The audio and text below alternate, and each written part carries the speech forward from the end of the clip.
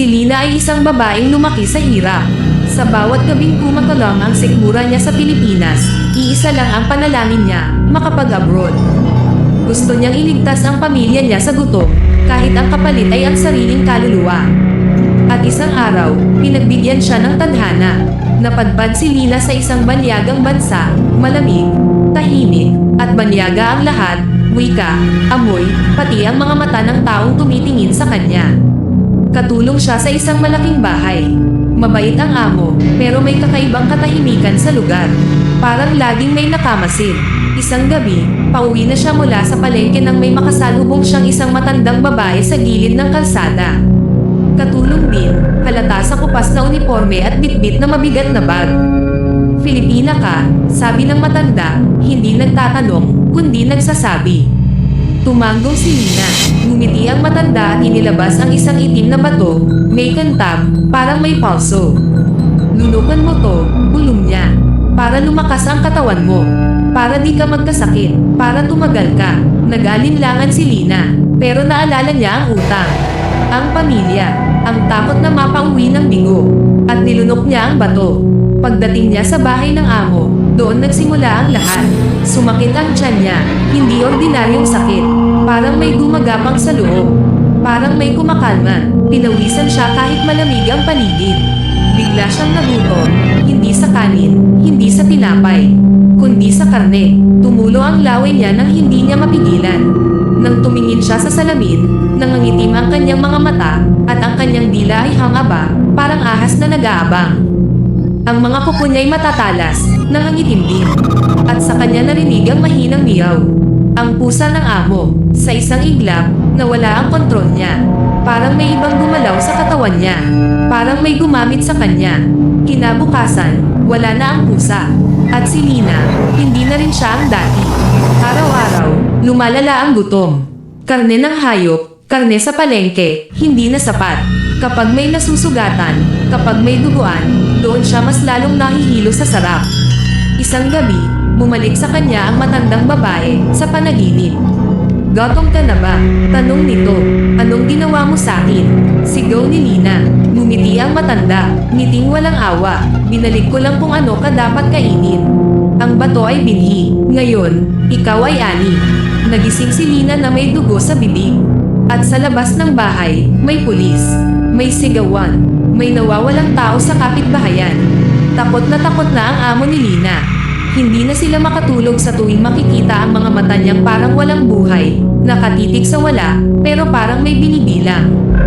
May mga pagkakataong ngumingiti siya sa dilim, at may mga gabing hindi siya kumikibo kahit tinatawag. Dinala nila si Lina sa doktor. Matagal siyang sinuri, tinanong, inobserbahan. Sa huli, iyon ang sinabi ng doktor. Severe depression, psychotic breakdown. Nababaliw siya dahil sa matinding stress at homesickness. Iyon ang papel. Iyon ang paliwanag. Pero mali iyon. Dahil walang doktor ang makakakita ng batong nabubuhay sa loob ng sikmura. Nagdesisyon ang amo, pauwiin na lang si Lina sa Pilipinas, baka sakaling gumaling sa piling ng pamilya. Ngunit paglapag pa lang ng eroplano, lalo siyang lumala. Diretso siyang dinala sa ospital. Sa unang gabi, tahimik si Lina. Nakahiga lang, nakatitig sa kisame. Pero bandang hating gabi, may mga nurse na nakarinig ng kakaibang tunog. Parang may humihigop, parang may sinisipsip. Kinabukasan, nagulantang ang mga doktor. May mga pasyenteng nanghihina, walang paliwanag. May mga IV bag na parang may kulang. At si Lina, may kakaibang sigla sa kanyang mukha. Siya ang sinisi, at dinala siya sa mental hospital. Doon niya nakita ang babae. Isang buntis, tulala, paulit-ulit lang humahaplos sa tiyan habang bumubulong ng awit. At sa tuwing napapadaan si Lina, tumutulo ang laway niya. Hindi dahil sa babae, kundi dahil sa sanggol sa sinapupunan. Kinagabihan, may sumigaw, may umiyak, at kinaumagahan, wala na ang bata. Muling sinabi ng mga awtoridad, mental illness. Muling itinawag ang pamilya ni Lina. Hindi na po namin siya kayang kontrolin. Pagkaraan ng ilang linggo, pinalabas si Lina. Inuwi siya sa bahay. Sa una, tila maamo siya. Tahimik, mapagmasid. Pero isang gabi, nawala ang mga baboy sa kulungan. Kinabukasan, wala nang natira kahit isa. At nang wala sumasakmal. Bangaling ang gutom sa duyan. Sa bunsong kapatid niya, nakita iyon ng ama, kakauwi lang mula sa bukid. At sa unang pagkakataon sa buhay niya, itinaas niya ang itak laban sa sariling anak. Hindi na ikaw ang anak ko, sigaw niya, isa kang aswang. Tinamaan si Lina sa mukha, ngunit hindi siya namatay. Tumakas siya, duguan, humahalaklak. Napadpad siya sa ibang baryo. Hindi ba't ikaw si Lina? Bulong ng mga tao, anak ni Mang Tonyo, yung galing abroad. Ngumiti siya, mabait, tahimik, hanggang dumating ang gabi. May buntis na kapitbahay, at muling nagbago ang kanyang anyo. Ngunit dahil small, may nakakita. Ang asawa, nagtipon ang mga tao. Walang tanong, walang awa, sinunog siya sa gitna ng plaza.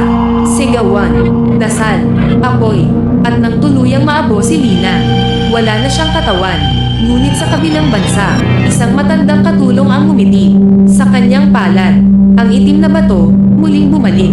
Mainit, may kantab, parang humihinga. Hindi pa tapos ang ani, bulong niya. At sa kung saan mang lugar may isang babaeng gutom sa pag-asa. May muling lulunok ng bato.